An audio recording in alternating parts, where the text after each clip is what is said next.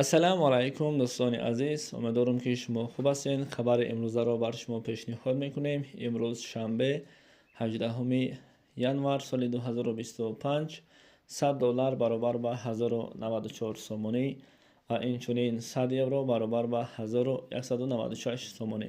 дӯстони азиз, хоҳиш мекунем дар видео лайк монед, ба канали мо подписатсия кунед.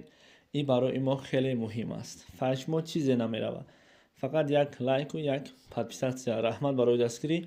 худованд розӣ бошад. ва 1000 рубли русӣ бо курси имрӯза не боло рафт, не поён рафт, яъне ки мисли ҳар вақта 109 сомон баробар аст.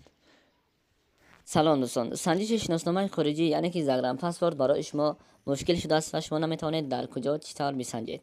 ва мо пеши роҳи ин мушкилии шуморо гирифтем. шумо акнун метавонед дар хона нишаста паспортҳои худро бисанҷед ва ҷавоби дурустро бигиред.